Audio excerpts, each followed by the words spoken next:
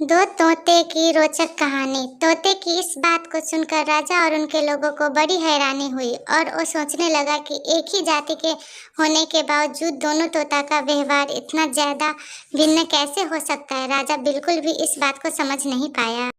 दो तोते की रोचक कहानी, स्टोरी ऑफ टू पैरट। एक समय की बात है, एक राजा शिकार करने की इच्छा से अपने समूह के साथ किसी घने जंगल से गुजर रहा था। उन्हें काफी देर तक तलाश करने पर भी कोई शिकार नजर नहीं आया। वो धीरे धीरे उस घनघोर जंगल के अंदर जाते गए। वहां उन्हें एक जगह डाकुओं के छिपने की जगह नजर आ गई। जैसे ही वो उसके पास पहुंचे ही थे कि वहां के एक पेड़ पर बैठा तोता बोलने लगा, पकड़ो पकड़ो, एक राजा आ रहा है। राजा के पास बहुत सारा कीमती सामान है, जल्दी आओ, इन्हें जाने मत दो, लूट लो। तोते की आवाज कानों पर पड़ते ही सभी डाकू राजा की ओर दौड़ने लगे। डाकुओं को अपनी तरफ तेजी से आते देख राजा और उसके सैनिक भी अपनी जान बचाकर भागे। वो तब तक नहीं रुके जब तक भागते भागते डाकुओं से कई कोस दूर निकल नहीं गए। सामने एक बड़ा सा पेड़ देखकर सब वहां रुके। कुछ देर आराम का सोचकर उस पेड़ के नीचे पहुंचे। जैसे ही पेड़ के पास पहुंचे कि उस पेड़ पर बैठा एक दूसरा तोता बोल पड़ा, पधारिए राजा, हमारे साधु महात्मा की कुटिया में आपका स्वागत करता हूँ। अंदर आइए, जलपान कीजिए और थोड़ा आराम लीजिए।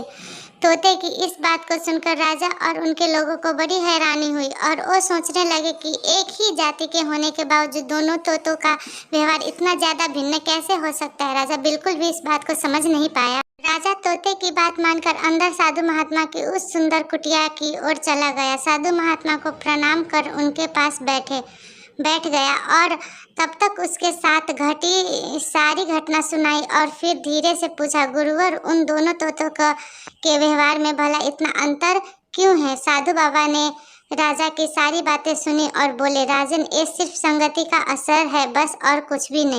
डाकुओं के साथ रहते रहते पहला तोता भी उन्हीं की तरह हो गया है और उन्हीं की भाषा बोलने लगा है। दूसरा तोता कई सालों से मेरे साथ है, इसीलिए उनकी भाषा और व्यवहार उस तोते से बिल्कुल विपरीत है। अर्थात जो जिस माहौल में रहता है वो वैसा ही बन जाता है। कहने का अर्थ है कि मूर्ख भी विद्वान के साथ रहकर विद्वानों जैसे बर्ताव करने लगता है और अगर विद्वान भी मूर्खों के संगत में ज्यादा समय बिताता है तो उसके अंदर भी मूर्खिया वाला गुण आ ही जाता है। इसीलिए हमें संगति और माहौल का चयन सोच समझकर करनी चाहिए।